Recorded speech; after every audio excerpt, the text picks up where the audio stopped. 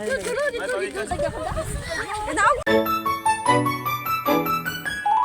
adlaw kay tubig-tubigan man na yung mga pamulsa kay gikan man nakadawat sa ayuda nahala mga ligo ta.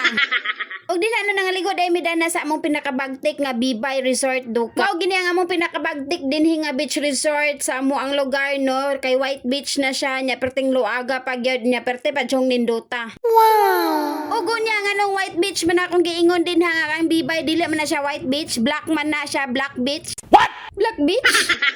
Basta kay itom ang balas, di na nato na English, itom ang balas, itom ang dagat, itom ang balas, di na nato English kay ngano mga ulawan ta, kay di ta kabalumog pronounce kung unsay mga insakto gid nga pagka-pronounce sa anak kay maglibog ta. Duha ra ba na siya, nya duha pud ang meaning ana, di ba? Oh yeah. Unya nagsakay day may ana no sa kanang sakayan ay pump boat kay mao man na ang dapat namo nga sakyan pero gusto mi dadto katong naay glass bitaw kanang sa ihang tumbanan nga naay glass para diha na mo makita ang mga isda kat pwede raman nga makita ra nimo dinha di na ka maglangoy-langoy pero kay wala man siya available unya medyo pricey man to siya so kana na lang ang among gisakyan kanang inanha nga mga sakayan o kay pwede man pud na siya pero moadto lang mo dito sa laod giadto lang midana niya dito sa kanang layo na ba ka which is naman sa sila mga gipang tusok-tusok dinha kumbaga dito ra mo dapat dili na mo moadto dito sa pinakalayo pa mao na siya ang iyang guide na sila guide dinha na dinha ra dapat kay dinha ra nyo bahug-bahugan ang mga isda nya magdala lang mo na dapat og pan o di ba kaha biskwit ba kaha nga inyohang ibahog sa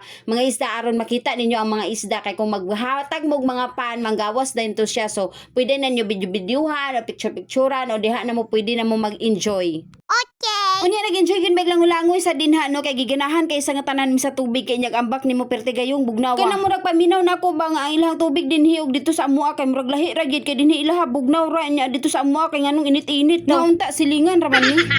Nabitaw tinuod na bugnaw gid ha tubig dinhi agi siguro tungod kay natung-an ni sila sa tubig nga mga bugnaw no kay dinhi sa Pikas sa Libog Spring na dinhi pod sa Pikas tag-anunang. Wow! Kanang tag-anunang spring gyapon na siya perti gyapon ka bugnaw ang tubig unya sumpay ra siya sa dagat niya giadto gani niya dinha dapita sa tag-anunang no dinha mi nagligo-ligo pod. Amazing kasi nga tanan ilang tubig dagat dinha kay paminaw nimo nya glusob nimo no isalom dili tubig dagat imong ma-feel tubig tag-anunang na. Speaking of tag-anunang no sus dinha jud mi tiglabas sa una magsige jud mig inuto sa among mga labhunon nga tagtulo ka sako nga SBF na nako na lang tinuod gid na. Magabot gid taw na taga bisan asang lugar dira panahon sa tinglaba.